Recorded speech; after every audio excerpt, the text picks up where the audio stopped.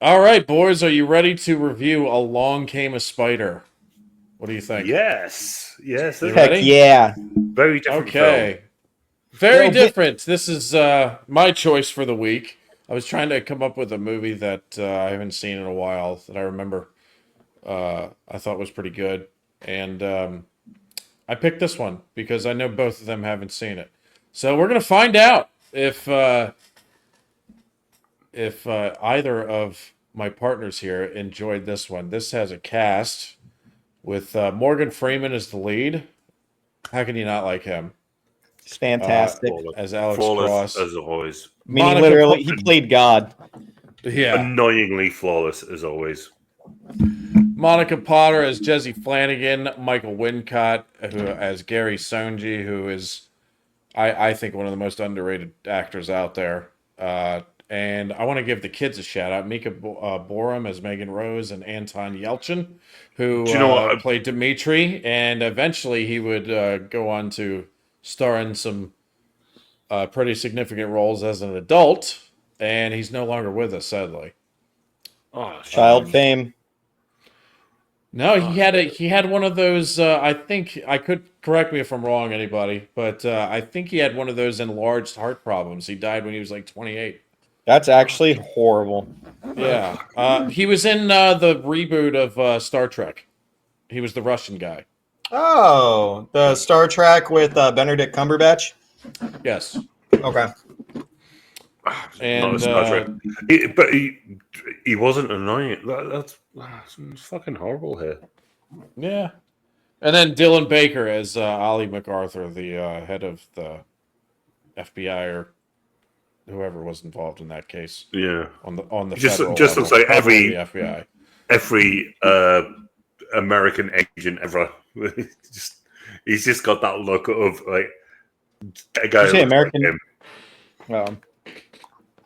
This was directed by Lee Tamahori. I don't know who that is. Ahori. Uh, Screenplay by Mark Moss, and it was based on Along Came a Spider, which is a novel by James Patterson. Did one of my Um, favorite book series, Maximum Ride, if I'm not mistaken, Hey, see, there you go. that I read when I was 6. Yeah, it stuck. Hey, it stuck with you. It made an impression. Yes, it did. Yes, it did. 20 years ago. Yeah, cinematography by Matthew F. Leonetti, edited by Neil Travis, music by Jerry Goldsmith. He's pretty good. He's fucking excellent. Jerry Goldsmith is He's is up good. there. He's up there. If Quentin doesn't know that name, The Mummy. Did the My Mummy? The Mummy? Yes, your Mummy. Oh my God! He did your Mummy. He did my mummy, Who my mother, didn't? my mummy. Yeah, Release Mummy. date. This was released April 6, 2001. Oh One. God, to go back to the pre 9/11 days. It'd be Yeah. so nice. Running time 103 minutes. Budget $60 million, and the box office return was 105.2 million. So it was a moderate hit. Nothing, no crazy success or anything That's like Morgan that. Freeman. But it baby. was a hit. They got money. They made their money back, and they got some cash in their pocket. So Indeed. Exactly, and that's what the business is. It's about making money. As much as we like to review movies, that is not the main. That is Here not comes the the main money. concern. The main concern is Ooh. making money. Okay. All right. Brian all doing right. an I accent. like that shit. Back to Oh, I should. prohibition. I should. I have to say, happy birthday to me. Happy birthday. I am 92. So, happy birthday to me. Happy birthday to me. Happy birthday, Michael Caine. Happy birthday to me. You dirty little trollops. Continue. That's right. Michael Caine, our boy, is 92 years old. Bless Happy him. birthday, Michael Caine. Yes. And Fucking great. even though he's said he's retired from acting. He's got such a fucking legacy behind him, it doesn't matter. I know. I just want to see him in like one more thing. I really would. But you know, Same going it's nuts. asking too much of a man who's given enough. You know what I mean? Yeah. Asking for Ian McKellen to do some shit, man. Oh, dude, I would. Yeah. Oh, God, don't. Or asking Morgan Freeman to do something now. You know, like Morgan Freeman, though. I mean, he's on. What is he on? Lioness, right? He plays the president in a show that I'm watching. does he? I don't know. Yeah. I don't know. He's like 87 years old now. He's And not in this movie, 92. Along Came a Spider. He's the lead. He was in his 50s, believe it or not. He was damn good, looking damn good for 50s. He's active. He's fucking active. Yeah. Morgan Freeman has also spends half looked of the same since he was like 40. Like he hasn't really aged much past then, man. No, it's noticeable how old he is now, but in this movie, I probably would have said like 40s, but he was in his 50s. Anyway, But excellent as always. Just yeah. it's like you don't even think about him. It's like, what's good about this film? It doesn't even come to your head because it's Morgan Freeman. He gives a good performance, but they don't really like give him scenes to shine in. Like they just said, "Hey, play this type of detective," and that's it. And he did that very well. He played a detective, but I didn't get a lot of heart from him in this movie. But then again, that's not his script. That's not in his lines. So I think they said, "I've seen the film Seven. Do that." Did Seven come out before this or after? Before. Okay. Yeah, it was. I think 4 or 5 years before, or something like that. Yeah. Let me give a quick breakdown of the movie in under a minute, if I can, just so we can sell this to people who maybe want us to see it in the future. So, Along Came a Spider is a thriller about a young senator's daughter gets kidnapped by a crazy person, and then the crazy person contacts Dr. Alex Cross, who is played by Morgan Freeman, and getting him involved in the case, and they have to find out where he is and where he has the senator's daughter tucked away, and it's basically a cat and mouse game throughout this film. There's some surprises in it as well. And when I first saw this movie, I really enjoyed it. I don't know what you guys thought. I'll leave it up to you guys. Do you want to do the ratings first, or do you want to go over some of the movie first? Let's do the ratings so we can justify. Yeah, let's do the ratings. Okay, I'll go first since it's my pick. I liked it a lot when I first watched it, and I'd seen it a few times. But watching it back now, even though I still like it, I would probably give this a 6. It has some flaw. It has some glaring flaws in it at times, and I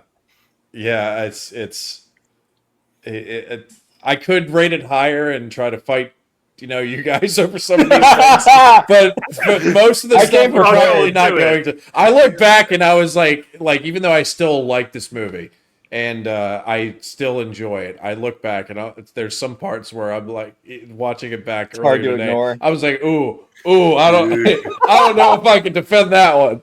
Yeah, so it's got its issues, but the reason to see it, Morgan Freeman, of course. Name one bad performance that man has given, right? You won't find it. It's not going to happen. For Christ's sake, he was in. He was. You'd think he would be like the odd man in the Robin Hood movie, and he's not. He's great. He's great. He's fantastic.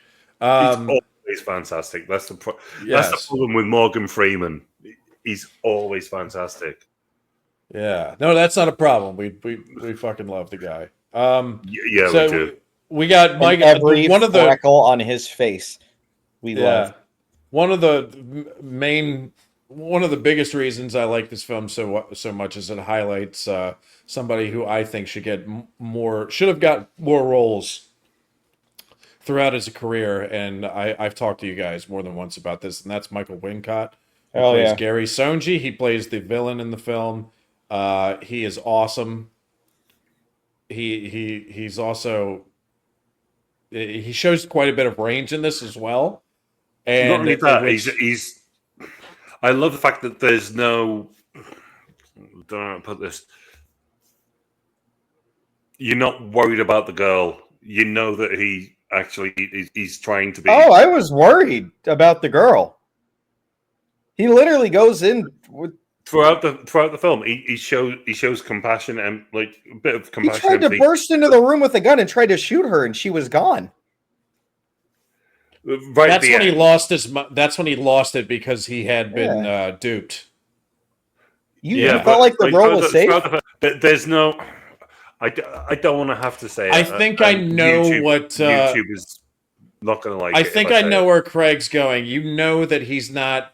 He's. It's like the Morgan Freeman's character Alex Cross says at the beginning of the movie when they ask like, is he some kind of sicko or is? And he's like, no. Oh, like it's he's that's he's basically using her as a means to something else. Yeah, as a bargaining chip, and I'm just to counter that he still kidnapped her. Yeah, he still kidnaps her. And then you also just saw him fucking strangle he's another a crazy person. Yeah, like I there wasn't a point where I wasn't worried about it. I was like, is now the time? And then when he was like trying to act like a certain figure to her, and was like, I'll keep you safe, and then this and that. And then when he drags her into the boat, he's like, see, you caused that. You caused that man to die. I was like, oh, fuck this guy, bro. Like, I don't know what he's going to do next. He's not hurting. Physically, sure. Mentally, this girl's fucked for life, bro. Therapy ain't curing her shit. I'm talking about, I see what you're saying. Saying on the physical side. Yeah. I can hear everything. He's not doing that. When I went to poop, I didn't go pee. So I'm going to go pee super fast. Okay, Thank you for that. But yeah, the main reason for seeing this film, I think that the two best cases you have is Morgan Freeman as Alex Cross and Michael Wincott as Gary Soji. They're the two best parts of the movie. I am gonna hands down. I am gonna counter you with the girl who plays Morgan, because Megan. Megan. Beg your pardon. Megan Rose, the kid. Yeah. Okay. I'm not trying to piss anyone off here. American kid actors can come off as so grating and annoying. She was fucking great in this. I thought she was good too. Yeah. For what she had to do, and look, she what, like 11, something like that. I thought she was absolutely fantastic. Maybe not even, maybe 10. Yeah, I was going to say 9, but I thought no, she probably couldn't be 9. I thought that she was the wittiest in the entire film. I truly, and maybe not the smartest, but she was smarter than most people that I saw in this movie. Yeah, she was absolutely bang on. They couldn't have cast a better child actor. Yeah. Than what they got. Actually, Captain Quintano had sent me a text after he saw it, because he saw it like a few days before we're recording this, and he actually sent me a text. He said, "Yeah, I think the little girl is the smartest character in the movie." 100% right. And I was started thinking about it, and I was like, you know what, he might have a point there. I think she's the cleverest, because like obviously there's some smart fuckers in this. But like for her age, this kid's gonna grow up to be a fucking, I don't know. She's gonna grow up to be something. I also have a fondness for this film as well, because a lot of the places that it's filmed in, I have been to, and live near, because I grew up in Maryland, and most of it takes place in or around Washington D.C. and the what we would call the DMV, which is D.C., Maryland, Virginia. Isn't DMV where you get your car sorted? It is. It's that too. It's that too. But one of them you maybe want to go to, and like the DMV where you get your car sorted is like you have to plan for that to be an entire day. It's a nightmare, yeah. And by the time I've seen Zootopia. Oh yeah, with the sloth, it's just about it that. Also highlights the film also because a lot of it takes place in Washington D.C. and the film really takes you through the nice parts of the city. So it's good to see that because there's some rough parts of the city as well. You don't see that in this Every movie. city. Yeah. So it's really kind of like showcasing like the nice looking areas of Washington D.C., which I like to see that in a movie when it's a place and it's showing off the nice spots. It also in a part. specific part of the movie. Yeah. In a specific part of the movie, they actually show Morgan Freeman running like a fucking 4 minute, like 10 miles in 4 minutes. I thought that was pretty neat. Looks good. The dude looks good as well. Literally like 10 miles. Like, and I'm not talking about the part where he's like cabbing around town. There's a part where he's sprinting, and I looked up the distance. It's like 10 miles that he supposedly has ran in 4 minutes set by the timer. That, you mean from like from like the place he's at to the streets? I actually have it written down. Maybe we'll talk about that when we get to it. Like I did with Robin Hood, where I said, "Is it 10 miles or 10 blocks?" Because I gotta pull it up real quick. Because Washington D.C., like you can get around that place. History. I could talk about Washington on foot. You can get around that. You can get around Washington D.C. on foot faster than you can in a vehicle most of the time. Washington D.C. is notorious. There's actually a place in the Northeast called Washington. That's where your Washington comes from. Yeah.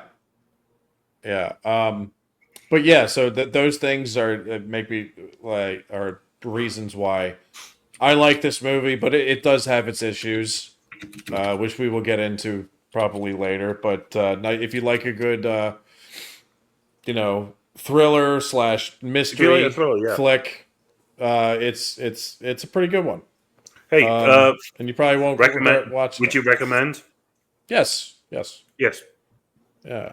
It's once it gets below 6 out of 10 for me, that's when I don't recommend them anymore. I could recommend a 6 though. I would recommend people to watch it. It's got twists.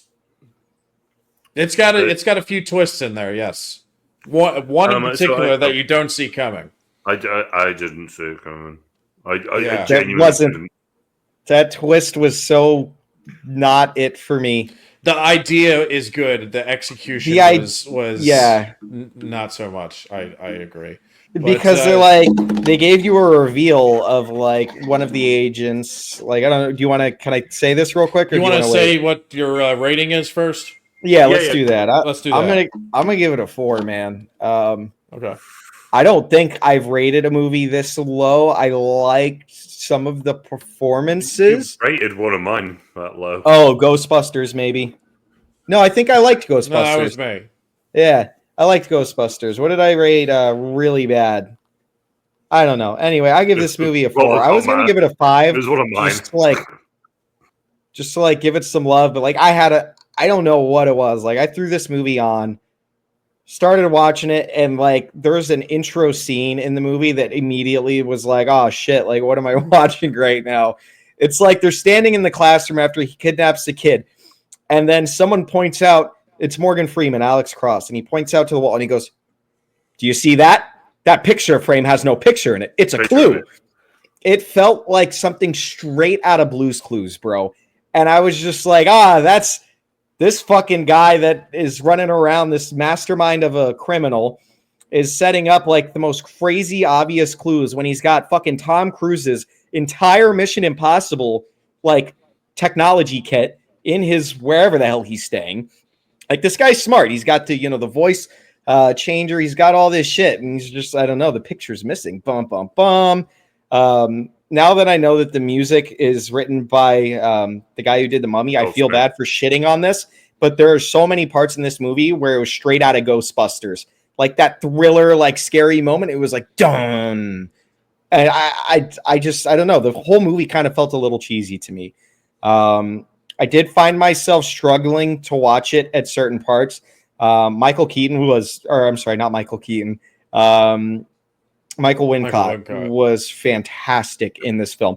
Probably the only reason that I continued watching this film was to get more of Michael Wincott.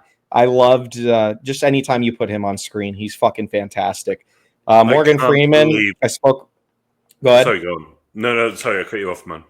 No, you're good. Morgan Freeman was good as he always is, but the script I felt like could have been done by someone not Morgan Freeman, and it would have been fine. I felt like they were like, hey, we have a sequel, here's some money, and Morgan Freeman just kind of took it. I didn't find his character too interesting. We didn't get a lot of depth to his character, just a little bit about a past case that he worked on, and then that was the entirety of the depth that we got with this character. That is it. Right. Okay, you've just reminded me what we have to talk about. That car thing at the start of the film. What's your rating, Craig? Let's go through the rating. I'm giving it a 6. I'm giving it a 6. I'm not annoyed that I watched it. It's Morgan Freeman, always faultless. The young girl actor I thought she was fantastic. Brilliant. Michael Wincott didn't even. I was like, where is he? He's supposed to be in this film. I know you've told me he's in this film. Did not recognize him. He put not on, even after the makeup. He put on one of your accents too, as the teacher. Yeah. Well, I didn't see it as that. I don't know if it was going though, right? Well, when he was playing the teacher, he had the accent was super strong, right?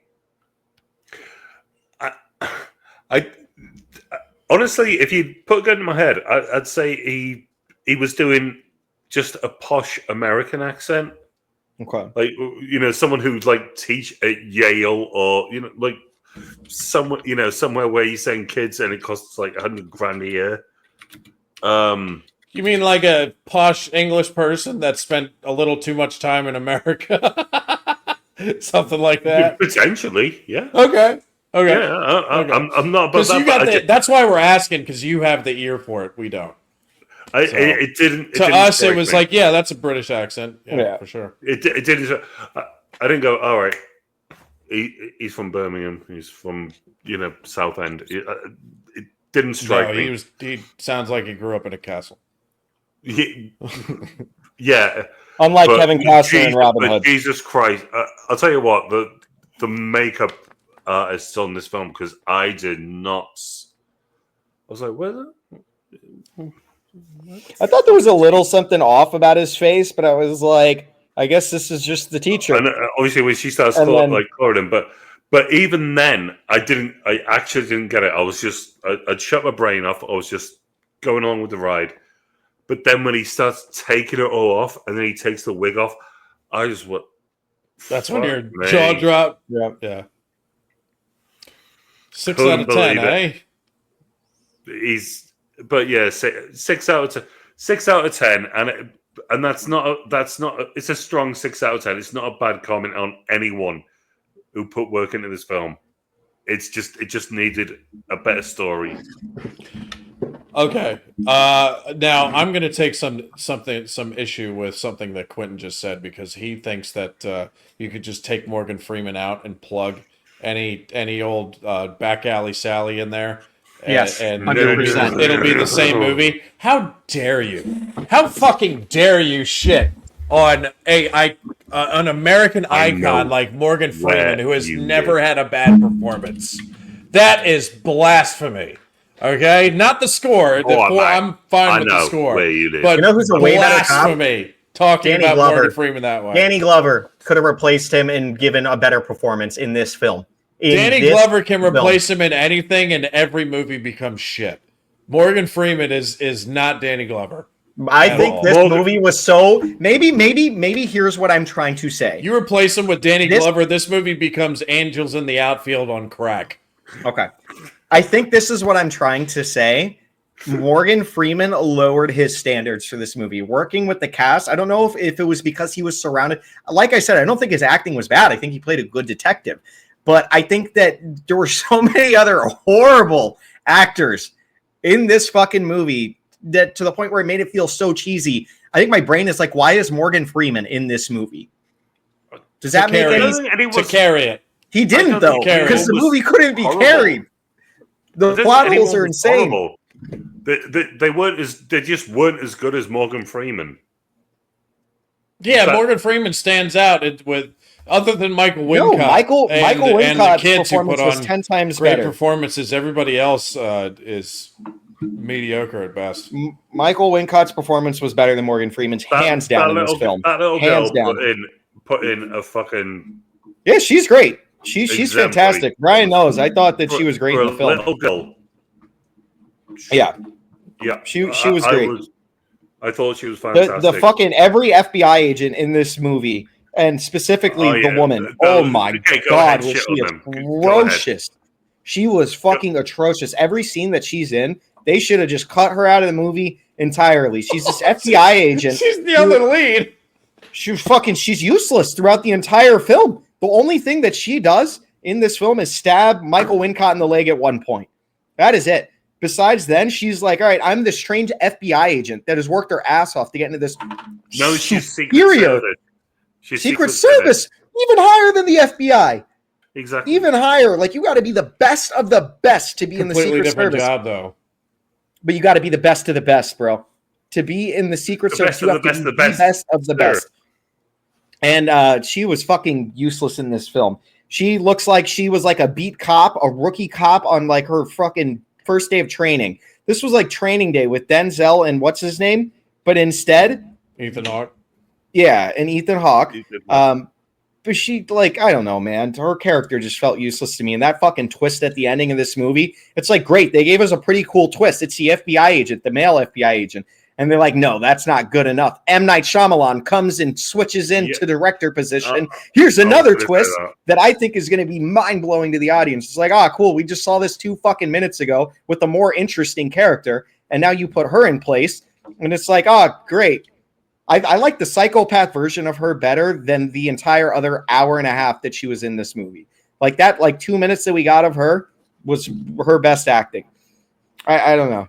Really, that's interesting because I thought she was like, dude, trust me, I'm not a fan of this performance of hers. In fact, I think this is the only thing I've ever seen her in, actually. Good. Damn, fucking good. Is the savage this review, dude. Okay, so I would flip it. I think that she kind of could pull off if she did a little better. I wouldn't let her pull me off. Dude. Sorry, go ahead. I think she could kind of pull off the Secret Service agent that had some fuck ups and kind of realized that they're out of their depth and is not really that good at their job anymore. But then we find out later that that's all a ruse. Anyway, but the heel turn when she goes full blown villain and she's the final boss. I thought that was the shit part of her performance. I did not believe for a second that she is this criminal mastermind under any circumstances. Even though I kind of agree with you, Quentin, I would flip it. I think she was okay as the agent, but as the criminal mastermind, hell no. Didn't believe it for a second. And did the agent? That's why I think the last 30 minutes of the movie are the weakest part of the movie. When you saw her as an agent, were you not frustrated with the fact of how useless she was? Yeah, but that's done on purpose, Quentin. She's doing it on purpose. She's undermining herself. So that's the whole point of her turn at the end. She's been monitoring Gary Sonji the entire time. Well, all right, and letting him escape on purpose. Let me put it this way. I hated her character so much as I was watching through the film. That's what it is. When it finally fucking got to the point of, hey, here I am. I'm the real villain. It's like, great. I just spent the last hour hating you and not for the good reasons. Like, I want to hate you because you're a villain. I just fucking hate you because you're annoying and you sucked acting. But no, I could not stand her.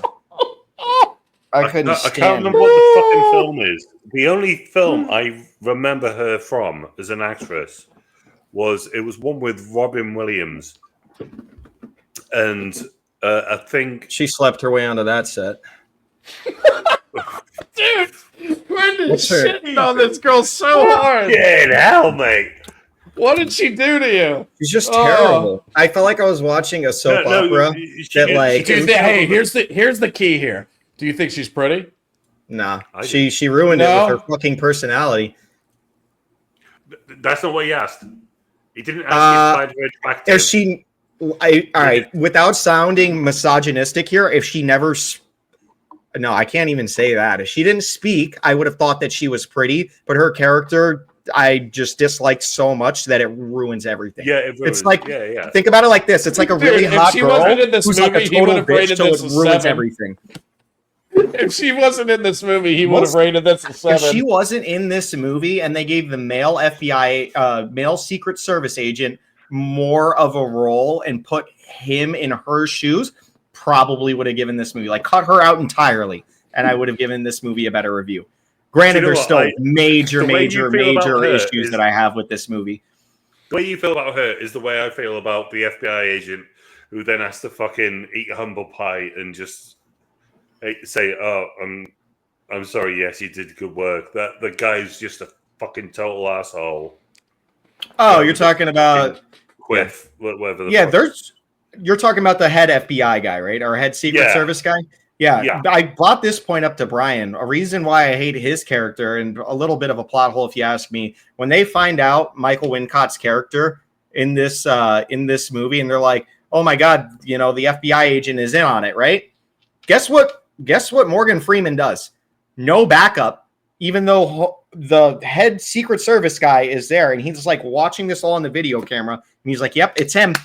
Morgan Freeman goes to this house alone, absolutely zero backup, and he just rides to this place alone. He's got the Turkish gun. He's got the Turkish gun. I guess so, bro. It's key point. I like how Craig's just countering, just to counter. He is, and it's all right. Because that was the one where watching it back, I was like, dude, there's 2 scenes in here where after talking to the main FBI guy, I think Dylan Baker plays him. After talking to him, there's 2 scenes where he doesn't have backup. He breaks into Jesse's apartment, no backup, and then he shows up at the fucking at the house that Megan is in, and no backup there as well. And you're right. I was like, oh, dude, can't unacceptable. Cop detective movies, in my opinion, only work if there's 2. Lethal Weapon, great point, fantastic, so much fun. You look at any cop movie, like there's just got to be 2, and when the second one sucks, it's not fun. Yeah, fair enough. I'll stop shitting for a moment until we bring up another scene that I need to shit on. Oh, you want to? How about because I know Craig wants to talk about this, the opening scene with the car. Go ahead, Craig. Oh man. I know it was 2001, but Jesus Christ, I think I could do better. I think better CGI. Yeah, the car when it flips and then before it gets stuck before it drops. I thought. Can we just rewind a little bit, because there's a part, because this opening scene it has the credits, and the credits is like, ooh, a little creepy little letters coming down, and then you hear the whole conversation between this rapist or whatever he is and the cop that's trying to catch him, and she's got the wire in, and then dude, there's a part where he goes says something. He gives her a compliment about her hair, and then all of a sudden he just grabs her and he's like, "You know what you look like? You look like a ripe old cocksucker." And grabs her head. And what you could have. Dude, rewatching that, I forgot that line, and it took me out of it for a good 20 seconds. I started dying laughing. He's pulling her down, and she's like, "No!" But she's kind of willing to do it for the case. Did you notice? Yeah. She's kind of willing to. She's like fixes her ear mic. She's like, "No." The craziest part, bro, is her dedication, because she's got a gun, right? And then she's like, "No." And then the next scene when they call it up, she's like, "Please, motherfucker." Where was the gun? She had this tiny dress on. He's rubbing her legs, and he's getting really close. The biggest plot twist of this entire film for me was me thinking, hey, maybe this guy isn't the serial killer that they think he is, when he's in the car. And then he just says, what does he say, Brian? He says you're a rifle. Yeah, you look like a Natural born. great cocksucker or something like You that. know, it was I something just remember ripe head Yeah. for cocksucking. And then it was like, yo, what the fuck did Brian make us watch here? It was some horrible porno. when he grabs the back of her head and she's just like the slightest pullback. It's like if you've ever done anything, it's like whoa, oh shit, misread the scene. Yeah. The second he's like pulling back, but he's just going. Dude, he also pulls the fucking wire out of here. And he's like, "What's this?" And he's like, "You fucking bitch!" Yeah, and then he gets caught. Like all the lights come on. I'm so happy you brought that up, dude. I completely forgot about that. Yeah, it's so like it's so serious, and then you hear that fucking line, and you just it kills you. It doesn't set the tone for the movie that's to follow, though. I'll say that. Like that intro scene comes in. Yeah. But it doesn't really tell you anything. It just tells you that his partner died and he's upset about it. And that's the only depth of character that we get from Morgan Freeman. Yeah, this girl died in a horrible CGI abomination. Let's talk about that because they're driving on the dam, and she has the helicopters overhead, has the flashlight on them, and she's got the gun pulled on him. And they've got a van behind them. Yeah, and then he decides that he's gonna fucking take matters into his own hands, and he veers very hard to the left. She like lands to the side, like on the seat, and it sets off the gun. This is all like in like a split second.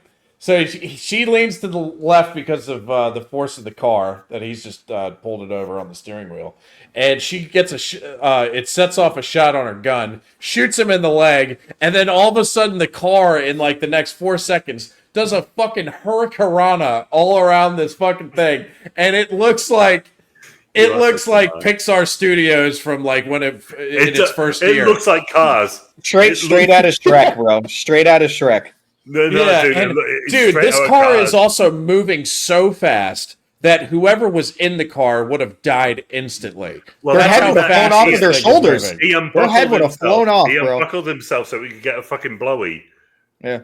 So he went out. Yeah. So, but I'm talking about her still in the car. Like, she would have got whipped around so fast by that it would have just broke every bone in her body. Like that's how fast the car was moving. Was his cock out when he was flung from the car?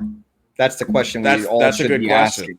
Well, that's a good question. That's the was best it just we like all want to know. Maybe that's what like got severed in that crazy whipping motion. Maybe there's like a split frame where his cock is just ripped off and thrown in the air. No, that's what the fish ate first. Ripe cock sucking. Oh no! It's fucking wild, bro. That's a crazy intro to the movie. And then my least favorite scenes are probably the opening scene, that one, and the last sequence of the movie. Those two. So that opening scene with the CGI car, it just stands out so bad. It really does. I was like, what the fuck? He called her a rifled cocksucker. It's like. Is that the line? I'm probably getting it wrong, but he said something cocksucker, and it floored me. Dude, don't try and make this scene better. It was fucking atrocious. Dude, I gotta pull this. Hold on. I got it right now. Oh, a natural born cocksucker. There it is. Natural born. I like ripe better. Yeah, right. I improved the dialogue a little bit. There you go, Q. That is crazy. You can rate it a 5 now because thanks to me. To say you're a natural born cocksucker. You were brought on this earth for one purpose, and it's cocksucking. Get down here. That's crazy, man. Oh yeah, because girls just they just get wet for that sort of shit. How can they resist? What happened to Quentin? Did he his thing freeze? Oh no, he's still there. He's just out of focus. He's out of focus though. There you go. Okay. And you're back. Craig, that was a crazy statement, bro. Yes, it was. It was a crazy statement. It was so crazy it knocked his camera out of focus. I froze. His camera went. I don't want to be a stopped part the of this. space-time continuum. No, but it's true. It's like, why the fuck would you ever say something like that? What? If you're about to probably essay and murder a woman, I don't think that was his plan, though. like that's literally he's a fucking murderer. I think he was just. She was saying no. He continued to press head down, and then they were looking into this guy. Oh, by the way, why continues to cry on the way down? Helicopters aren't fucking quiet? By the way, the entire time this drive is happening, there's a helicopter just hovering right above them. It was an open top car, convertible. Yeah. So like you can hear it anyway.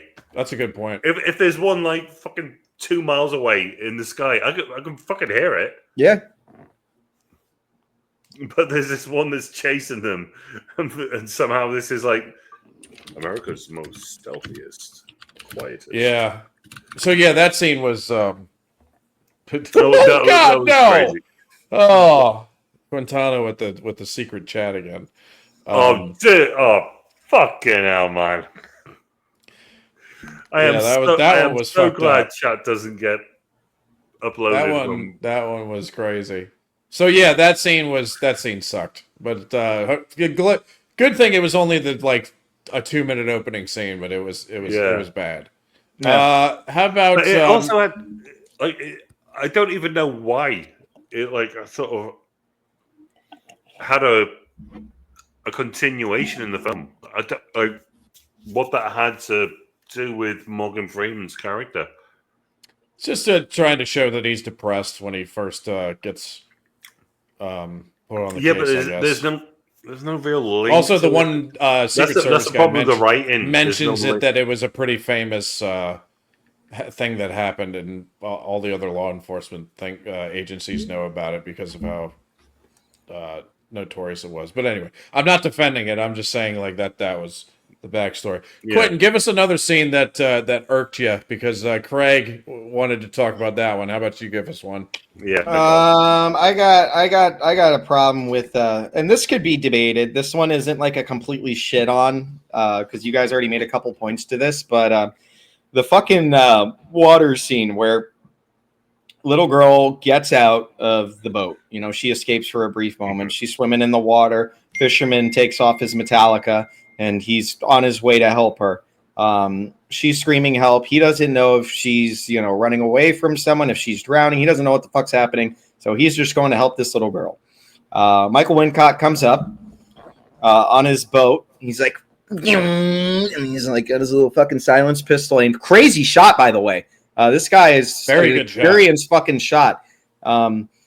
He pops the guy in the head, grabs a little girl, puts her back in the boat, and just leaves this fucking dead body with a bullet in its head that looks like it's crazy. I don't know. I wouldn't say executioner, but this guy's got a good shot. It's easy to tell that from when the police find his body. I feel like leaving that evidence behind, leaving that body behind, especially after the the senator's daughter is kidnapped. It's like, okay, this is probably related to this, right? Like, that's what I would think. If I were the criminal in the situation, I would maybe take the body aboard, do something else with it, maybe bring it out a little deeper into the water where fishes could fucking eat it. I don't know. For such a smart, calculated villain, I feel like leaving a body with ballistics and all that shit, leaving that body there just was a really stupid move. We already see how smart this guy is with the fucking Mission Impossible tech that he has available to him. He's insanely smart on top of being the narcissist psychopath. I just, for me, I'm like, what? In even some of the worst thriller movies, the body is never fucking left. Like, there's no one around to see it. Get rid of the evidence, bro. That's what I got a problem with. I'm just laughing because you keep saying fucking Mission Impossible tech when it's literally just like a couple webcams and a laminator.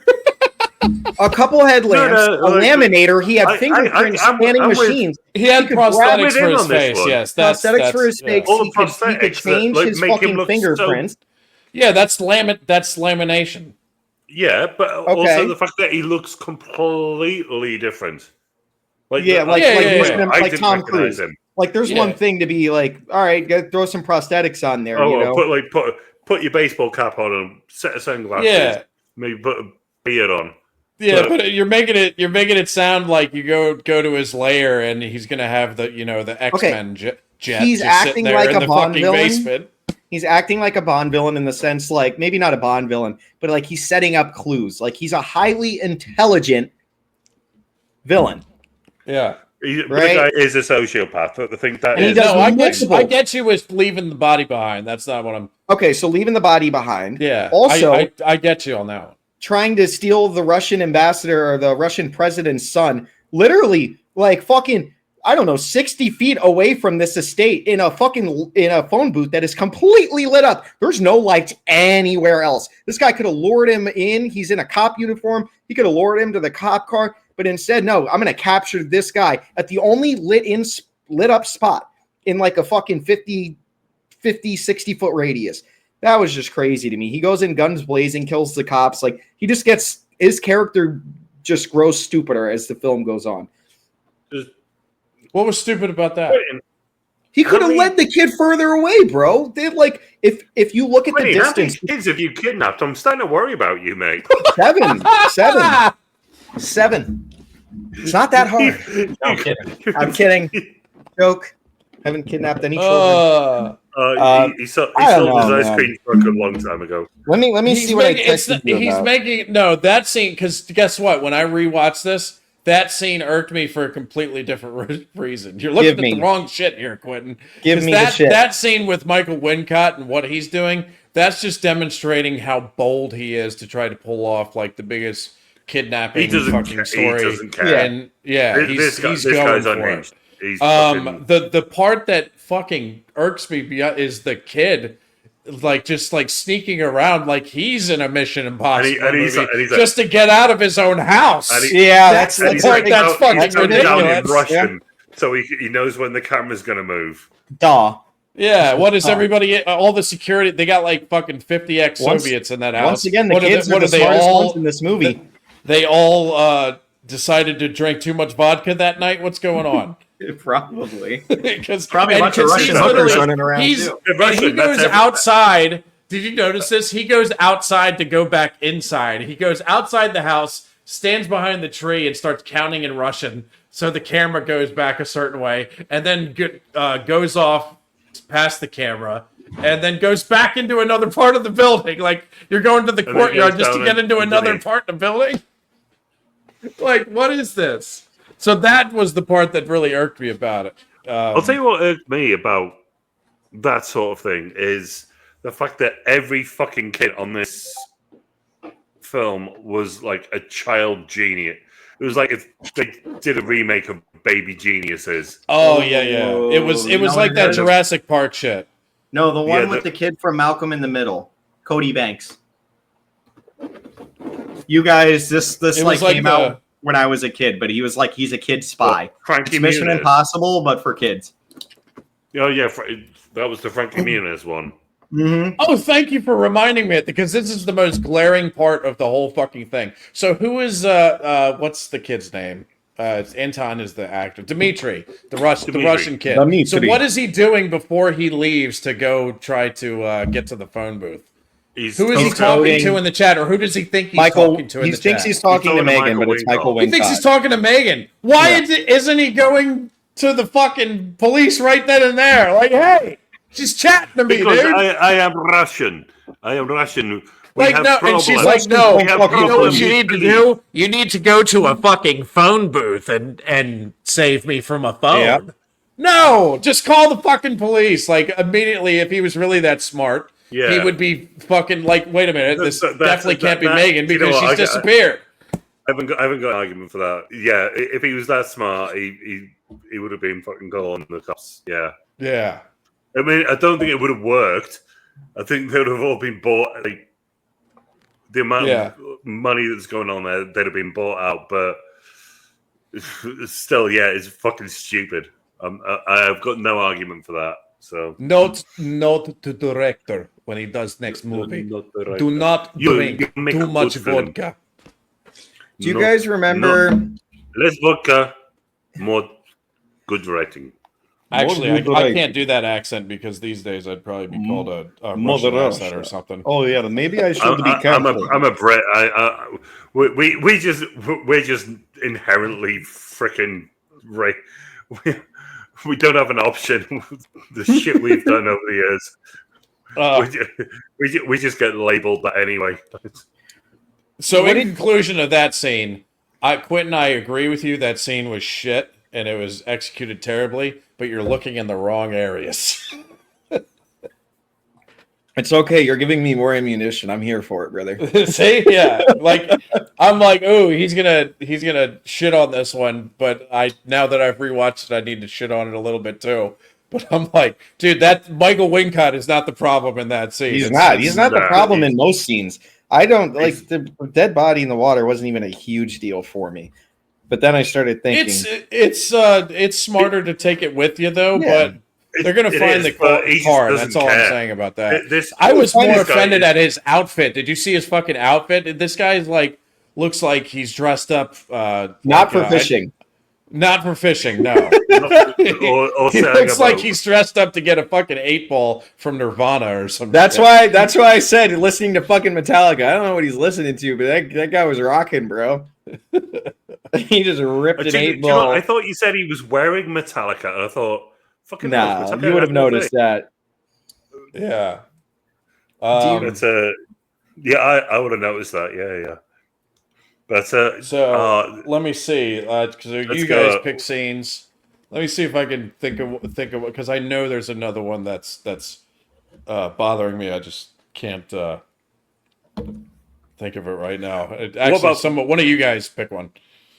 Pick one that you like. I don't care. I don't care which direction we go. The missing picture, and not only that, the fucking this was just a blast from the past for me. All the computers on this, where he's got everything just looks like It's like, oh my god, I remember. Quintano doesn't know about them. No, he doesn't. He doesn't know about these computers. These are the ones where literally you would hit a button and it would take 2 minutes to get on the internet, and then once you got on, the picture would go. That's horrific.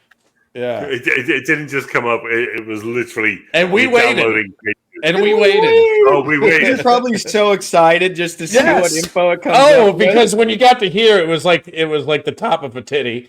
And then when you get to here, you saw the whole thing. You know what? Yeah, that's exactly what I was thinking. Yes, it was. Crazy. We were teenagers, man. So I agree with you with that, Craig. It was very nostalgic seeing all the computer tech and that. All the computers. But then when I know it was 2001. They don't do it anymore. But that enhance and zoom thing. So when he's looking around and it enhances and zooms, and then all of a sudden it's in 1080p. It's that's bullshit. No, never happened. Not a shot. There's also in that same intro scene when the Secret Service agent, who I fucking hate, first walks into the room, she proceeds to go, "Yeah, he was teaching the kids about how everything is connected." Did that not hit anyone? There's some bad dialogue at times in this, I agree. But the way she says it, it's like, all right, another Blue's Clues moment. Like, we fucking get what you're saying. Be more obvious about this. Yeah. He was teaching the kids. Like, no one asked what the fuck he was teaching the kids. She's just like, yeah, he was teaching the kids how everything is connected. Like, just throw in fucking Lion King, bro. Circle of Life. Here's one thing I want to... It's completely irrespective. He was a teacher for 2 years apparently at this school, and he was really good. This dude must have actually been a decent teacher, and all the kids are there for the fucking typing away. He missed his calling in life. He's also teaching the.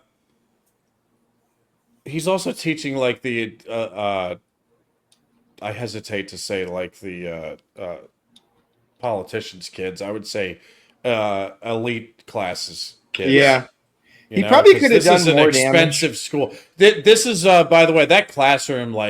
If if any school I went to had a classroom like that, like we would probably be the most well-behaved kids because we were like, holy shit, this is a nice fucking room. Like we with computers at every desk. With computers at every desk. Like you never saw that shit back then. Nah. So I think you do get that now. Here's one. Okay. I hate to bring this up. We stay apolitical on this channel. The amount of police work that went into finding this one white senator's daughter. I thought that was. I mean, it's a senator's daughter. Well, no, it's a senator's daughter. If it, it could be any. And she's probably taken for political reasons. She's probably taken for political reasons. I retract that statement then. But I just thought. Nah, it could have been black politicians' kid. That would be fucking. That would be a news story as big as like what's a crazy Gabby Petito? No, like Luigi Mandoni. Your boy who or Gabby Petito. That would be a one as well. Natalie. You got on Netflix. Natalie Holloway. I know Natalie Holloway. You were on Netflix because of that, right? For that, like. What were you on Netflix for? No, that was the Johnny Depp. That was Johnny Depp, Amber Heard. He was on the Johnny Depp thing. Yeah, I ended up in like 8 seconds of that. It was. I didn't even say anything. It was just me laughing. It was just you, you and Callie laughing your asses off. Yeah.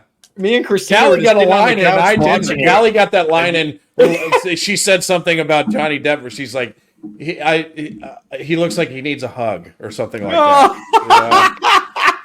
And you're it's such a right representation of her too. On Netflix, yeah, on the biggest streaming service in the world, they picked you out. Well, what was funny is me and Christina were just watching it because we were so invested in the case, like 90% of the world as well, and like literally, me and Christina were just watching it. We didn't know, and then Brian and Callie are on our TV, and I'm like, "The fuck just happened?" I was like, "There's no way." Did you think it was a glitch? Like we took over your fucking? I didn't know if I didn't know if I was watching one of your videos and it like casted to it. I didn't know what happened. But Christina was like, she was like, "Yeah, that was Brian and Callie." I'm like, "No, there's no fucking way." Yeah, it was. Yeah, it was crazy. I think I texted you and you were like, "Yeah, I know." You were just like casually like, "Yeah, I know." That's because it was the second wave. Like, here's what happened. Like, not to sidetrack us, but let me explain what happened with that Johnny Depp thing. Because me and her were only in it for like 10 seconds, if that. And at first, I believe it was a Channel 4 production in the UK. So it aired in the UK first.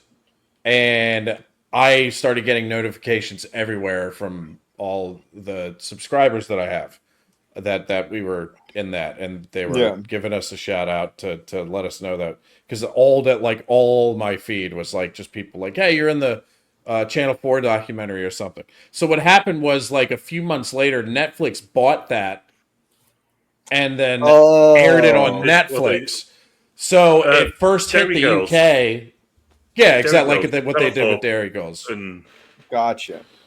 So once they bought that, that's when all my friends here in the States started texting me and being like, holy shit, is that you in the Netflix documentary? So yeah, I was, by that point, I was like, yeah, kind of. I'm already aware. It wasn't a surprise. I had known for months that I was in that. But once I saw that hit Netflix, I was like, oh boy, here we go. Now I'm going to have everybody from home texting me about it too. So, but it was fun though. It was like, it felt like even though I've gained a following on the internet, it still felt like it. I still felt giddy to be dope, like on Netflix for like 10 seconds. Insane, like dude. it was cool. I have to admit it was cool. I will tell you this: the feeling from everyone that I know in the UK was, we were all team Johnny. Yeah, same here. Yeah. If you were Team Amber, you were like ostracized from whatever friend group you were in. My dog stepped on a V. Chief, I love the fact that she brought in Kate Moss, like one of the most famous models in the last like 50 years. And Kate Moss just went, No, he was always really nice. No, he never pushed me down the stairs. Kate Moss just fucking ruined her in front of her. Dude, there was that. My dog stepped on a bee. The recordings of that case were insane of Amber Heard. When She's he like, "You pours don't the, believe you?" Dude, I'm like- that video of him in the kitchen where he pours what they labeled the mega pint, and he's just like, "You want to see something nuts? I'll show you something nuts." And then he just pours that massive thing. And I'm like, dude, I am feeling this man right now because this woman is fucking batshit crazy. Yeah. Literally. And he's just why like, do you think he was drinking mega pints? Yeah. Because the reason wasn't a problem. Well, it was, but that problem was her. Yeah. Oh. She literally shit on his fucking bed. Yo, when he's like... She left a Cleveland steamer. She goes, yeah, my dog pooped on his bed or whatever she said. And he's like, no dog of any size could make that poop. He was like, it was very clearly, obviously... Their dog's like this big. Yeah. And that was a wild time. And you know his... And what I found was human fecal matter. Human fecal matter. Did you notice he tried to hold back a laugh before that happened? Too? Yeah. Here's the mental thing, and I'm annoyed about it for a reason I'll say it in a second. He won that. He flew to England, and he got on stage with Jeff Beck. And Jeff Beck is like the guitarist's guitarist. Like he's just everyone. If you think of David Gilmour, Brian May, it was just like Jimmy Page, they go and see Jeff Beck, and it was in fucking Newcastle. I didn't know. And then he walks out on stage. So Johnny Depp has just won this, flown across, come to Newcastle. I fucking missed it. I was good. I remembered that too because I saw like people were posting all over the place, like, "Hey, he won the case and now he shows up in the UK for a show." And I remember. Yeah, when it was in Newcastle. Well, yeah. For those, obviously, for people who don't know, we spent a bit of time doing sort of like GeoGuessr, just looking around the UK, around where I live. Newcastle is not far from where I live, and I was I didn't even know Jeff Beck was playing, and then Johnny Depp walked. I'd have fucking lost my socks. It would have been great. I'd have loved it. Actually, when he won the trial, I was playing a video of him performing. What's that David Bowie song? We Can Be Heroes. Oh, We Could Be Heroes. Yeah. Oh, I'm thinking of a different song. I'm thinking. Yeah. Great song. Yeah. It's probably David Bowie's, but in my opinion, even though I'm not a big David Bowie, I don't know. I've got to go. But I love that song. Let's Dance. Or Fame. Oh no. Okay, so we are. I know, right? We've got plenty of time to go, but no, the best music video ever, absolutely ever, and this is including "Smooth Criminal" by Michael Jackson. It's Thriller. No, yeah, Thriller's his best one. No, Michael. We are watching "Smooth Criminal" after Michael this. Jackson. Yeah. Thriller is insane. Thriller. You can't, dude. Thriller was an event. So much better. Yeah, Thriller was like fucking worldwide, bro. Yeah. Yeah, I know. I know it was a big hit, but they got it that good with Thriller. They perfected it with Smooth Criminal. But the best video ever is Captain Chris Hadfield. Johnny Sins goes to space. Sorry. Well, it is in space. Captain Chris Hadfield on the ISS, where he's doing Space Oddity. Ground control to me. Major. So he's strumming a guitar, literally on the fucking ISS, floating around. And David Bowie actually. So the video got blocked. David Bowie called up, I think it's Universal Records, that had put the copyright strike on it. He called them up and said, "Fucking remove that block. This is the best video ever." And I was like, "How can you not love David Bowie?" And Thriller.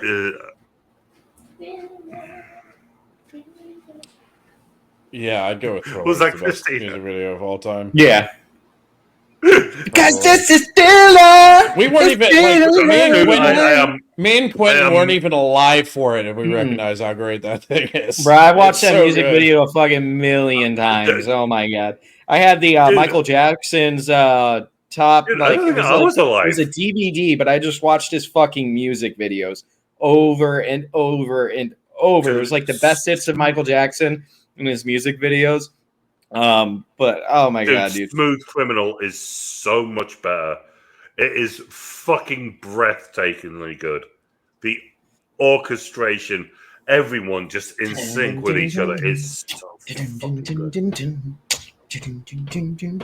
Close to me. Debatable. What were you just saying? Something evil's lurking in the dark. You try to scream. I thought you were humming the tune to one of those Rick James songs. Anyway, Yeah, let's get back to this. Get back to this Because film. if we don't get off let's this wrap this subject, up. Greg's going to talk about it for 5 hours straight. I will just fucking argue. Smooth criminal. All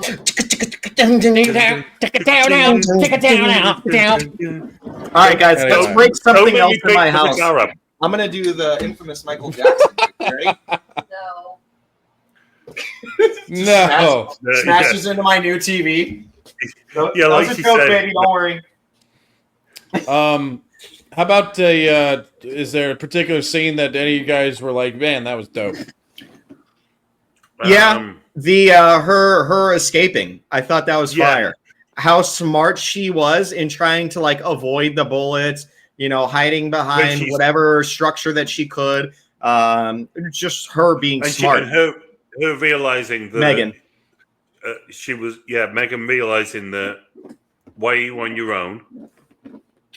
That Yeah, there should be other people with you, and then she fucking realized, and then is it Jezzy? Like Yeah. she snaps and like starts trying to kick the door in. Like she makes a snap, so she fucking stabs the light out, so she can't see her to shoot her. Carries on trying to open the tries to open the little bottom rung of the wooden panel, which she'd been working on with a fork. She prizes it open, escapes, and that's when Morgan Freeman finds her. Like he sort of covers her mouth to stop her. Yeah. I thought that was pretty badass, and the fact that Morgan Freeman is throughout this all, he's finally had that realization of shit. I missed this. This was right in front of me, and he goes there. It's great. I liked how the probably the only scene I liked her, and I hate to give her any credit, but when she snaps and then she shoots the holes through the door, I thought she was just going to walk away and be like, whatever, the kid will just die in there anyway. It's not like anyone is thinking to come to this place or anything like that. But I liked how she did go upstairs and she looked through the grate and then was trying to shoot at her from that angle. I thought she was just going to be stupid and leave her because that's what her character led me to believe how she would act throughout the whole fucking film. But no, they gave her a sense of intelligence in this part, and she went up top. It's so hard. And she tried How to much room do you guys have in America? Like that she could just like it wasn't just that one room. I think she's like walking upstairs, and it's just like this fucking huge barn.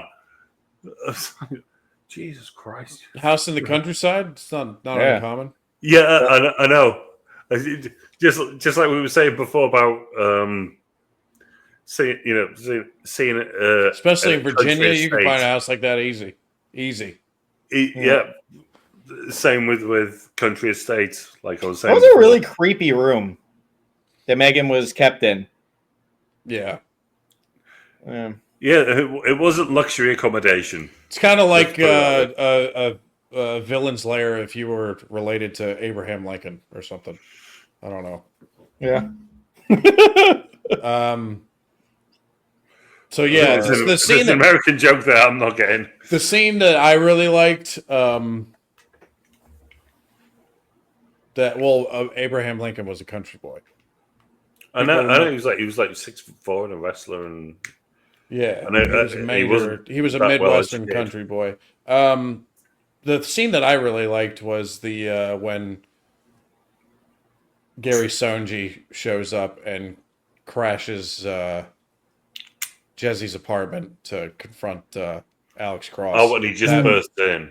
He tases her, and then they have that guy. It's not the action part; it's the conversation. The conversation was great. That was a really good scene. I'm happy you reminded me of that. Really good. And then his emotion, as you see his just narcissism, and he's like, "How could I not have gotten this right?" And then I believe he cries in this scene too. He shows off like multiple emotions in this. Yeah. In this one. Because he shows off the calm and cool, collected villain. He also shows the unhinged villain. He also shows how this is, in many ways, he's just a broken child. Yep. And then his sadistic nature when he finds out that he can become famous off of doing something terrible. That whole scene I love. That's a good reason to watch the film. Having Michael Wincott, Morgan Freeman, having a dialogue. It's like the same reason to watch the film Heat. Two great actors dancing. Just fucking bouncing off each other. And Michael Wincott is... It's kind of like... Actually, now that you say that, it kind of reminds me of... Have you guys ever seen that... What was that movie called? It was a post-apocalyptic movie. Oh, The Book of Eli. With Denzel Washington and Gary Oldman. I'm not a big fan of that movie, but I can't not praise how great it is to see Denzel Washington and Gary Oldman bounce off of each other in their scenes. It's so good. So good. Come on, right? And this one scene between them reminded me of that. And Gary Oldman. Jesus Christ, could you pick two match made in heaven actors? That was how I felt about a really horrible movie called The Dark Tower with Matthew McConaughey and Idris Elba. Idris Elba, yeah. It was nice to see them on screen together. You don't like Idris? No, I like both of them, but like that whole movie was shit. Yeah. The movie's gone. It was so bad. Conversate was good. I agree with you. That bit was. That was supposed to be like a Stephen King like series of books, right? Isn't that how that was? It was a series of books as far as... No, wasn't Stephen King... It's set in the same universe as it as well. Was it Stephen King? I can't remember. I'm like pretty sure. I mean, I could be completely fucking wrong here. But yeah, like just quickly, not to go too off topic, that's what it... Like seeing two characters would not be... Like, I don't know. Like, I just couldn't see them being in a film together, but to have two great actors having a great conversation, even though the film is shit, I think you can still appreciate those moments.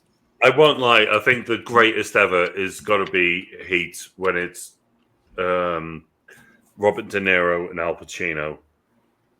Fuck me, that's a film weird. Well, they're meant to be in a movie together. They're mob kings, bro. It's do that. Yeah, but that movie's so, like, even without them two, that movie's great. It's like, complete opposite of this, where like the movie's it either has tons of issues or is just straight up terrible. Mm-hmm. But you have two actors coming together that are. I don't think it's terrible. No, I'm not saying it's terrible, but it has a lot of issues. It's got issues. Just like Book of Eli. I don't think Book of Eli is terrible, but it has a lot of issues in there. Oh yeah, Heat is a fucking great. Yeah, movie. no, Heat is a masterpiece. He's a masterpiece. Yeah. But Book of Eli, what are the best sczynes? It's between the scenes that have both Denzel and Gary Oldman talking to each other. The best scenes in this movie are Morgan Freeman and Michael Wincott talking to each other. And Dark Tower, even though I thought Dark Tower was so bad. It's a horrible movie. I didn't care who was in it and who was saying what to each other. But if you liked the conversations, like Quentin, I'm guessing you liked the conversations between Matthew McConaughey and I like Matthew McConaughey just as a dark, like, I don't know. I think he like plays Satan or something kind of related to him in that movie. But just seeing Matthew McConaughey as that like dark, like, I don't know. It's not a movie role I would ever place him in, but I thought it was. I'll tell you what. I think he's as underrated as Michael Wincott. Matthew McConaughey. Matthew McConaughey is huge. He's not underrated. He's fucking huge. No, he's in popular films. I don't think he's actually rated that highly as an actor. Didn't he win an Oscar for Dallas Buyers Club? Yeah, he did.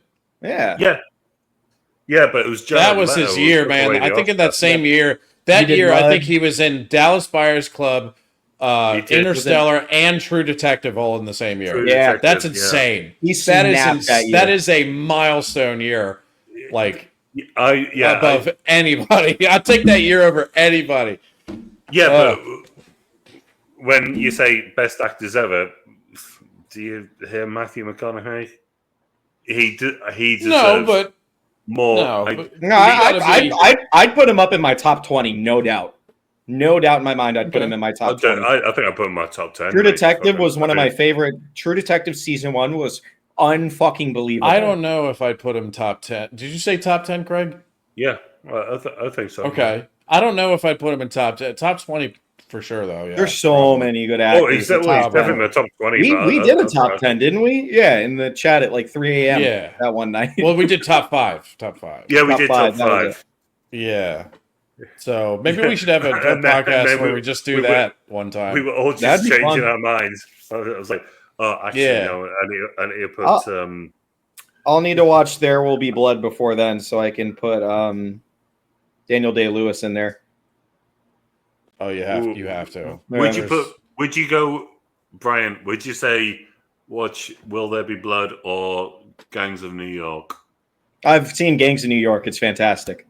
My buddy Spec, Brian knows Spec, actually. I watched it at in Spec's apartment back in the day. They threw it on one night. It's hard to argue if you're asking me which Daniel Day-Lewis performance is better. It's 1A and 1B. It's hard to pick. It's apples and oranges. It's like they're all two sides incredible. of the same coin. Pineapple. I actually think, and it's because he's not such a crazy character, but I think his portrayal as Abraham Lincoln is the best presidential portrayal I've ever seen. It's absolutely incredible. It is. The fact that you don't even think I'm watching Daniel Day-Lewis, you just think, it's like Abraham Lincoln has been brought back to life. You don't think that, but that's the feeling you get. You know, he can't be better than it's the a weird feeling too.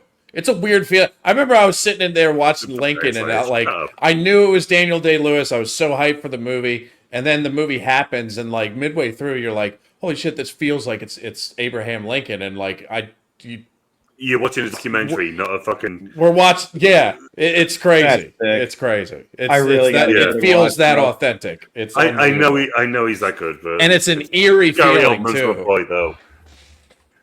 Gary Oldman's just Gary Oldman can't fucking best Jim Gordon will ever get.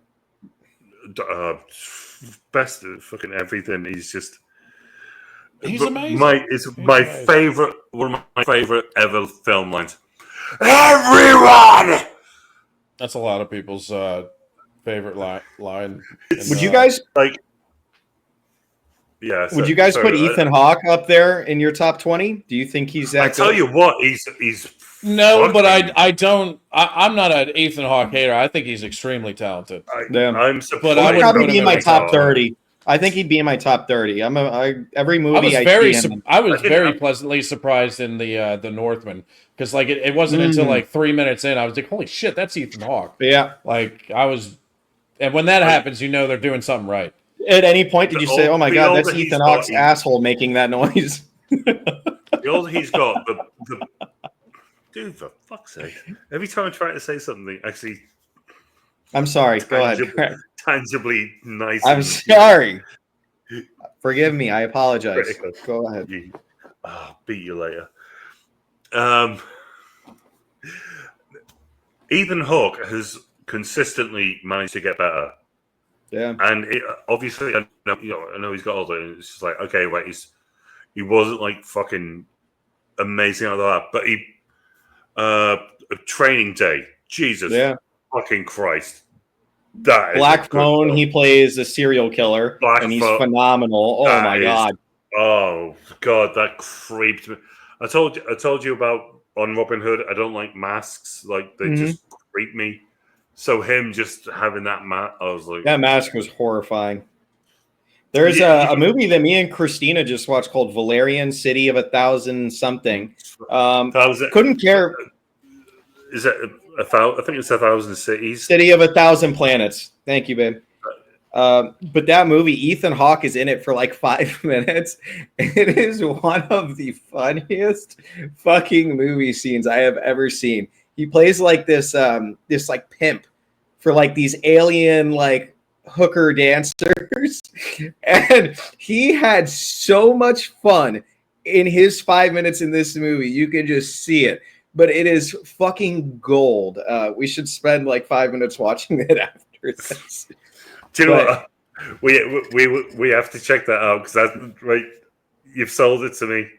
His acting range, though, the point that I'm trying to get to is just that he can be a serial killer.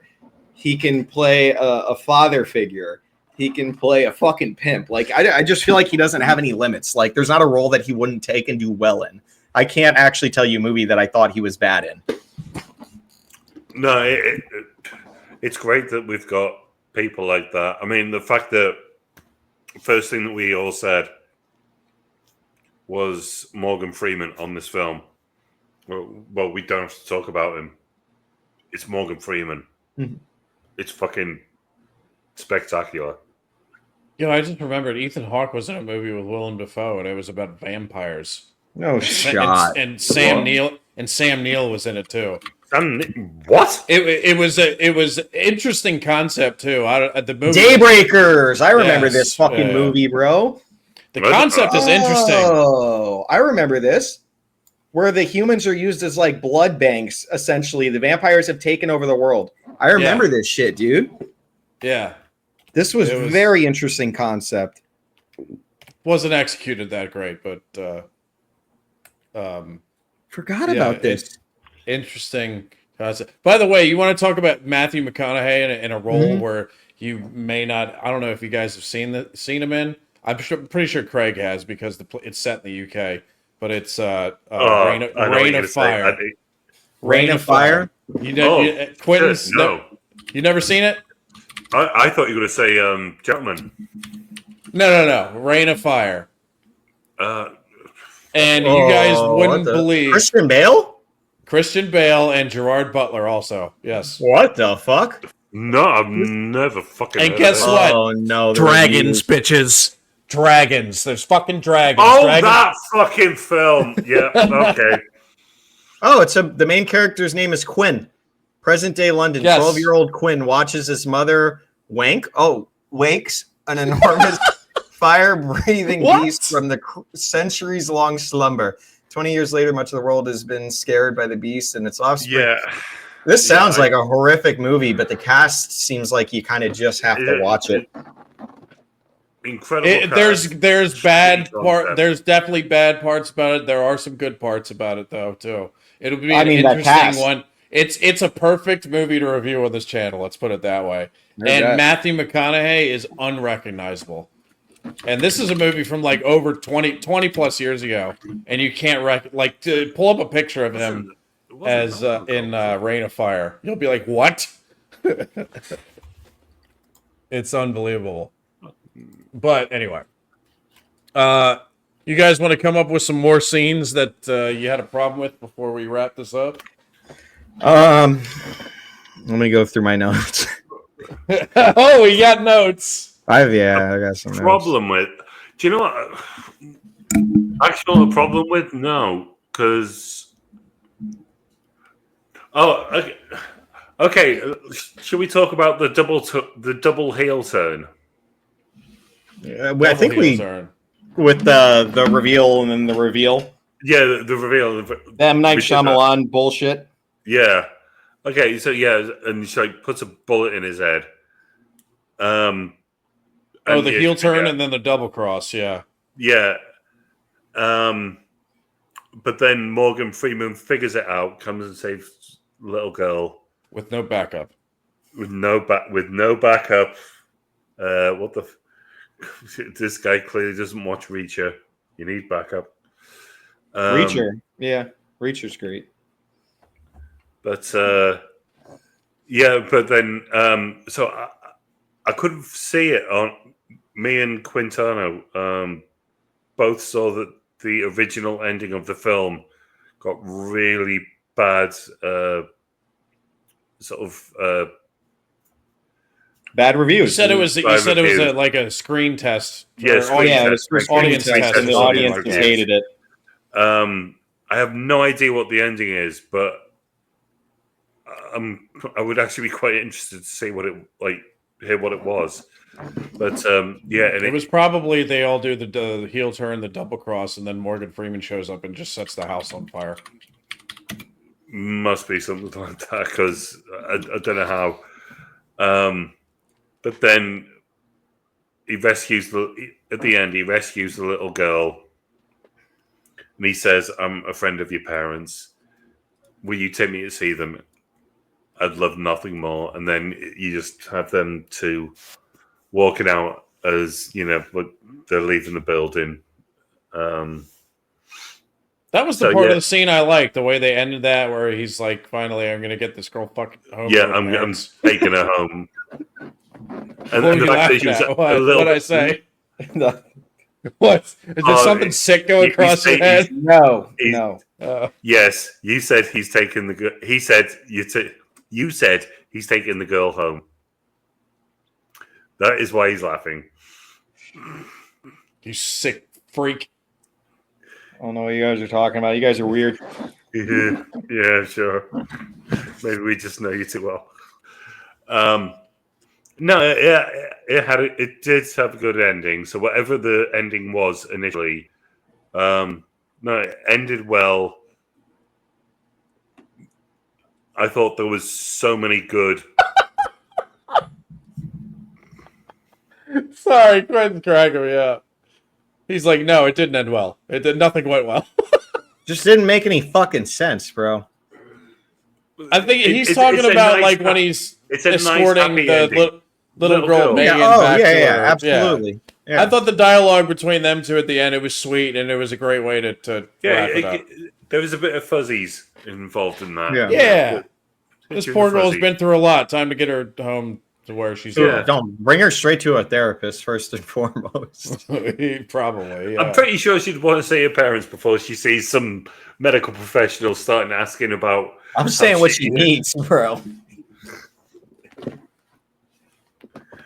But I'd recommend this one. I'm not going to be scrambling to put it back on anytime soon, but I'm glad I watched it.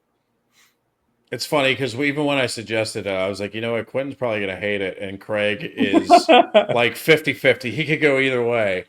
I don't know. No, but, I don't know. I mean, it's not great. I also had the feeling that Quentin wanted to hate it just to spite me. No. Because of the last two Robert Eggers films that we reviewed. You did shit on them, but no, that's not true. You finally picked the bad film, Brian. You have finally picked a bad film. I remember when it was. I picked a film I thought was good, and then I rewatched it. I went, "Ooh, I don't know. It's not as good as I thought." Me and Christina were watching it, and 25 years later, it's not as good as you thought it was. When the movie was over, I looked at Christina and I said, "That wasn't good," and she goes, "I'm so glad you said it." Oh, did you guys watch it together? Yeah. Okay. But we try to hold back from talking about it in the film, not to sway each other's decisions. We try to just go into it and just, yeah. Well, I still enjoy it. It's worth a watch to me. It's worth. I will say this: it's worth a watch for Michael Wincott's performance, and that is it. That's where I stand. Okay, Michael Wincott, Morgan Freeman, and the little girl. Michael Wincott.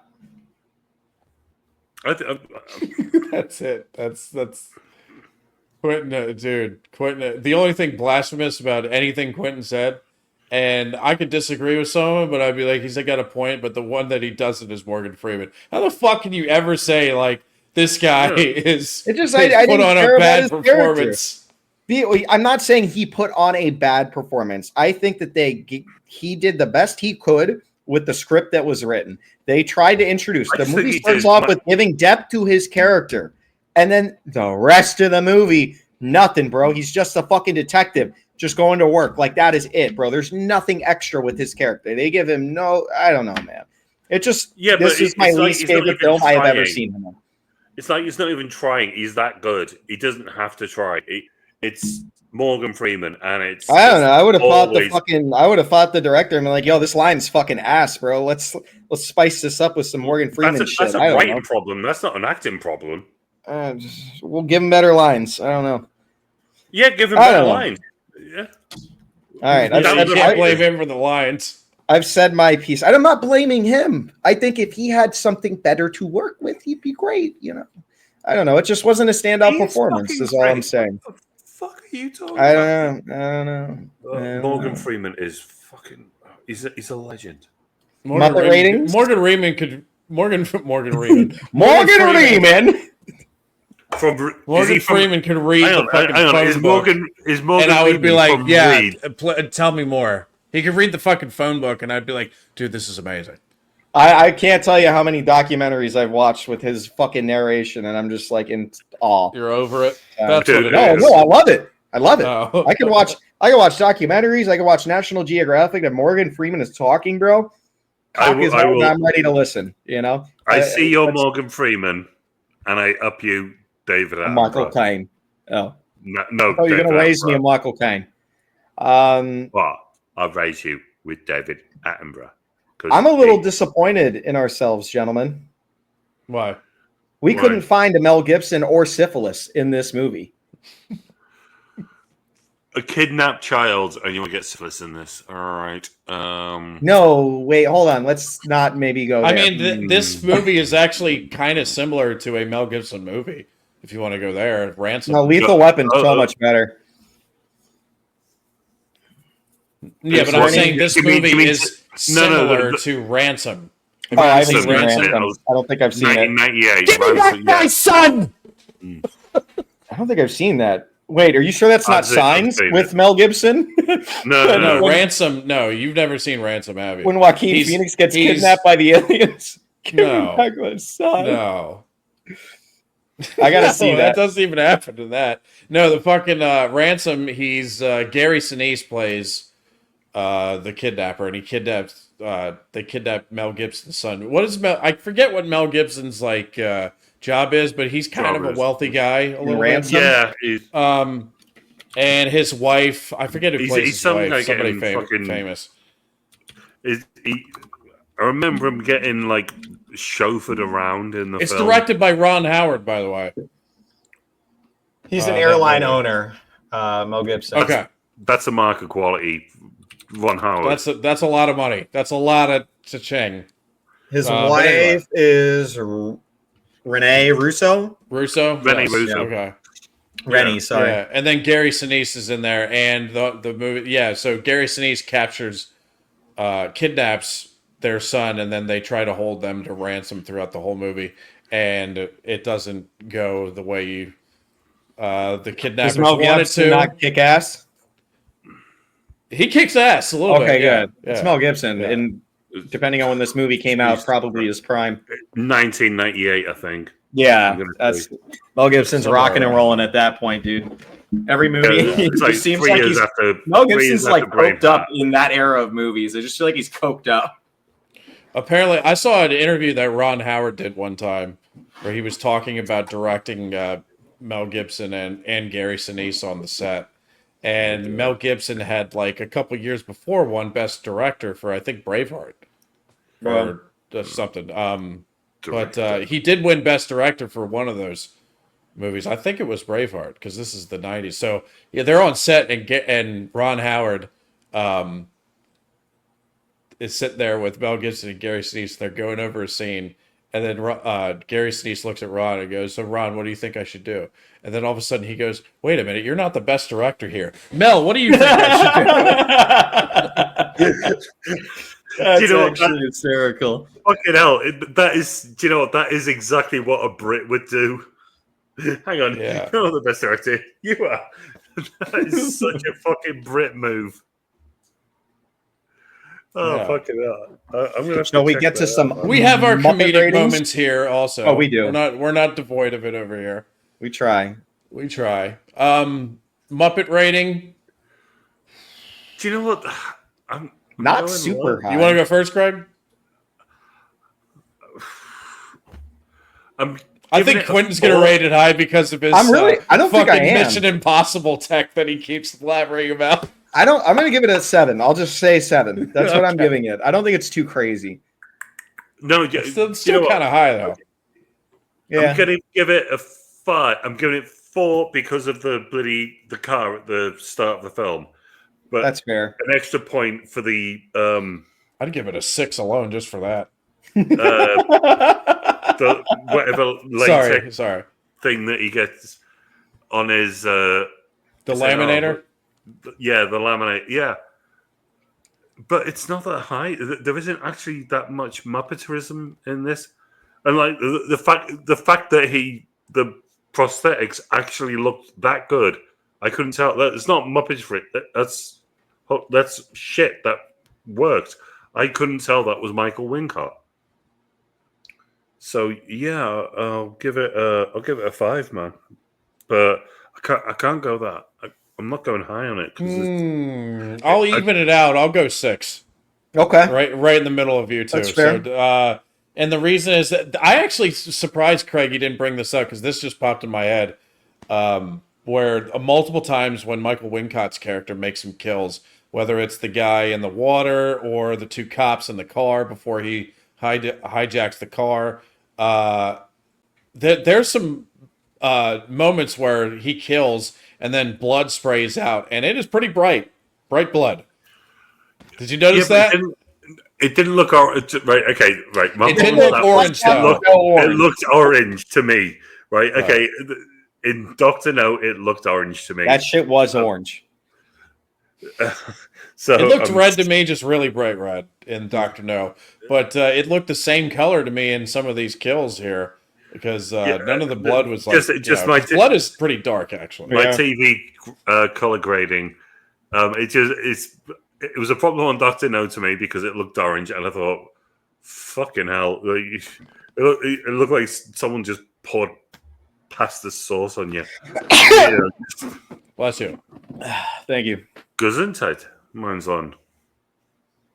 So yeah, there was some Muppetry in this, and it wasn't much between the car and the Nirvana fans' outfit by the lake, or by actually, excuse me, I should know better because that was the Chesapeake Bay, which is the largest freshwater bay in the United States. Fuck yeah! And basically splits the state of Maryland in two. Yeah. But yeah, those 2 things alone, I was like, wow, we're already at a 5. So the bright red blood will put it at a 6 as well.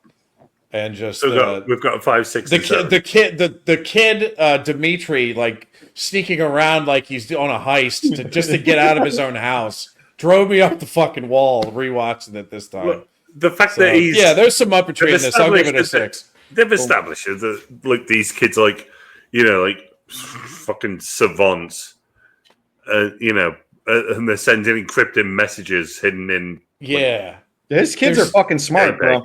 They're they're trying to imply that he's smart, but he doesn't realize that Megan is in trouble. it's call the police. He actually thinks Megan is the one talking to him on that app now. Like, fuck out of here. Yeah.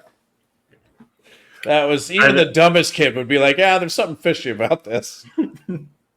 I'll stick with my score. What did Daddy tell you? Don't talk to strangers, okay? Don't you talk to strangers? No. Don't talk to strangers. American blonde girls. No. You fuck them. You don't. These fucking cowboys. They think they drink vodka like us. There you go.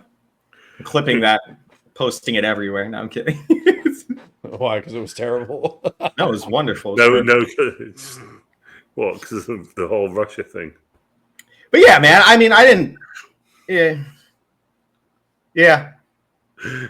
So you're sticking with 7? Yeah. Okay. Yeah. We've got 5, 6, and 7, but I'm sticking with it, but it's a strong one, and the computers and the way it had all the setups on the computer. That was a big mother reading too. It never shows like an actual operating system, so that he's clicking on all of the file. Like everything has to be in a file, and they're all in the line. Oh, and they all pop up perfectly. Yeah. Everything that I he agree needs. with that. Yes, the 4K camera. It's like I can't get my computer. I can't think of how to get. Oh, you just remind me of another one. I might rack this up to a 7. Actually, he does that. I can hear. He does that stupid. This happens seems to happen a lot in movies in like the 90s and 2000s, where you have to like break into somebody's computer and then they just magically think of like something that they said like a few days ago. Oh, the aces and then they go, "Oh, that's the password," and it instantly brings up everything. Yeah, I fucking hated that. No, he looked at the gun, and it's because he won because of aces and eights, which I'm not even going to pretend to know. I've got a set of cards over there. You don't know the aces and eights? What that refers to? I know it's like a hands in a card game. I don't know. Yeah, you'll probably find it interesting. Actually, it's Wild Bill Hickok, who was like one of the most famous I know lawmen in the West, and he was how he was killed. He was at a poker game, and somebody bursted in the poker game and shot him in the back. And he just slumped over and died at the table. And he was holding cards, and when it revealed that he was holding aces and eights. And I'd be interested in knowing what the 5th card was, because it's 5-card poker. But yeah, aces and eights was the hand that he had. Okay, I've got you. Yeah, I know the term. I'm aware of the term. And I don't know who Wild Bill is. I've heard that. He's like his in terms of actual Western figures that became pretty famous. Like Jesse James, Wyatt Earp, Doc Holliday. He's right up there with them. Yeah, I'm aware of him. I can't say all Brits are, but I'm aware of him. But I kind of have that interest in that sort of thing. I'm like, you know me, so. But guys, I think that's pretty much it. Pretty much, unless anybody else wants to cover anything else. Is there anything else? Quentin, you get mad at anything else in this movie? I think I'm all... Dude, I love hearing Quentin rant. It's hilarious. Yeah. I'm kind of ranted out, thankfully. Okay. I may have reached my limit. I'll text you. Yeah, you're just out of energy. Probably. I got my ass kicked. In conclusion, we're just going to get messages on group chat later. Yeah, I'll just be like, oh, yeah. And then I'll go in. Oh, here's... wait, who's up in the rotation here for picking... I believe I am. It's Quentin. I think it is Quentin. You got a pick for us? Or? I got an oldie. I got 2 oldies that I don't know if Craig has seen this. Okay. So I've got Dragon Slayer 1981 or Army of Darkness, Sam Raimi. I've seen Army of Darkness. I haven't seen it in quite a while. Never seen Dragon Slayer, so... I think we'll have more fun with Army of Darkness. Army of Darkness I know. I was hoping that of the 2, that would be it, because I've never watched it in full. I've seen bits and pieces of it. Oh, you have seen bits and pieces of Army of Darkness? Bits and pieces, but never watched the whole thing. Okay, it's a comedy. This is my boomstick. Yeah. Yeah, I know that. Yeah. Yep. Sam Raimi keeps him alive, even the Spider-Man films, the classic Sam Raimi Spider-Man films. Bruce Campbell, he appears in all of them as different characters. He's fucking class. Bruce Campbell is the one who gave Spider-Man his name in this movie, right? In the first Spider-Man. Because he's like, man, Spider or something. He's like, no, that's not going to work. And then he's like, Spider-Man! Spider-Boy. Yeah, but he said he's in the wrestling match. Yeah. The human spider. And he's like, that's all I got? That's it. Wrestling match against Macho Man Mandy Savage. Yep. That's funny. Yeah. That first Spider-Man movie is amazing. It's so fucking great.